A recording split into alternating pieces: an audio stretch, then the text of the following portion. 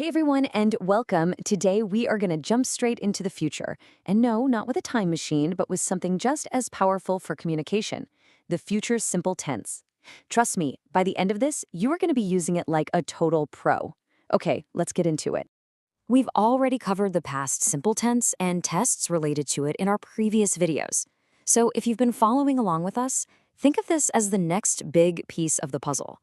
We're shifting gears from what was to what will be. So here's our game plan. We'll kick things off with the basics, then we'll get into building the sentences themselves. After that, we'll cover some super important rules, do a quick compare and contrast with going to, and then of course we'll wrap up with a little practice to make it all stick. You ready? Let's do this. First up, let's introduce the future simple. We're going to get right to the heart of what this tense is really all about and, more importantly, the specific moments where it's the perfect tool for the job. So what even is it? Well, to put it simply, the future simple is our go-to for talking about anything that hasn't happened yet. It's all about actions, events, anything we expect or decide is coming up down the road. Now, this is where it gets really useful. Think about it. We use this all the time for those instant decisions, right? The phone rings and you say, "I'll get it." That's future simple. Or for promises. "I promise I will call you tomorrow." Making an offer? "Wow, that looks heavy. I'll help you with that." And of course, for predictions that are just based on your gut feeling, like, "I think our team will win the game." See? It's everywhere. All right, let's move on and see how we actually build these sentences. And the best part? It follows a super simple, super consistent formula. You're about to see just how easy this is. Okay, for a positive statement, the formula couldn't be easier. You just take your subject, I, you, he, the dog, whatever, add that magic word will, and then follow it with the basic original form of the verb.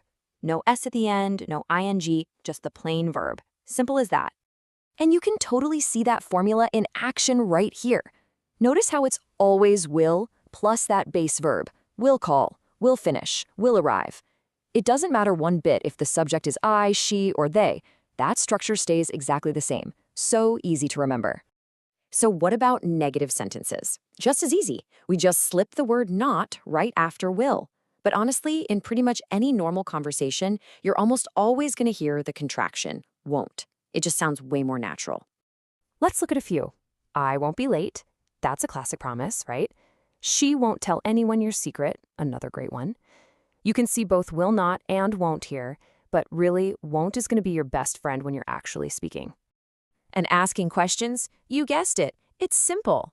We just flip the subject and will. Will jumps to the front of the line, then comes the subject, and then our good old base verb. That's it. Let's run through these. Will you help me? That's a classic request. Will they finish the work on time? You're asking for a prediction. See that pattern? Will, subject, verb. It's so consistent you just can't mess it up.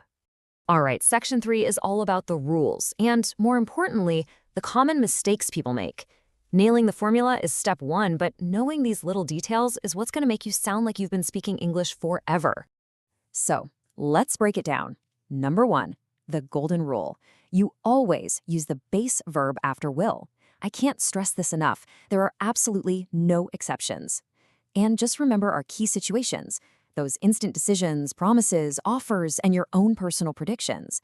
This is the real soul of the future simple. Okay, I really want you to look at this because this is probably the number 1 mistake I see. Because we learned to add an S for he and she in the present tense, our brains want to do it here too. But you gotta fight that urge. The word will does all the heavy lifting. It's always he will go. Never ever he will goes. Now for a quick but really important little side trip. Let's talk about the future simple versus its close cousin, going to. People mix these up all the time, but there's a really simple way to tell them apart. Here's the key difference. You use will for those spontaneous, in-the-moment decisions, but you use be going to for things you've already planned. So if you say, "I think I will go to Japan one day," it's a dream, a sudden thought. But if you say, "I am going to Japan next month," that means the tickets are booked, the bags are packed, it's a plan. See the difference? Okay, you have listened, you have learned, and now it's time to put all that awesome new knowledge into practice. Don't worry, this is just a quick, fun way to make sure everything we talked about really sinks in. First one's up. Fill in that blank. They visit their grandparents next week. What do you think? Take a second.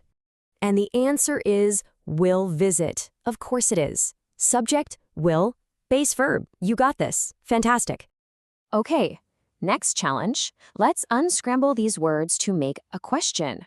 We've got you, help, me, with this box, and of course, a question mark. How would you ask that? And the correct answer is, will you help me with this box? Perfect. We start with will, then our subject you, and the base verb help. That's a perfect offer, a perfect request, and a perfect use of the future simple. And that is pretty much it. In just a few minutes, you've totally nailed the core ideas of how and when to use the future simple tense. Seriously, great job for sticking with me and working through that. If you find this video interesting, subscribe to the channel and write down some sentences using the future simple tense in the comments. Thanks so much for watching, and I'll see you in the next one.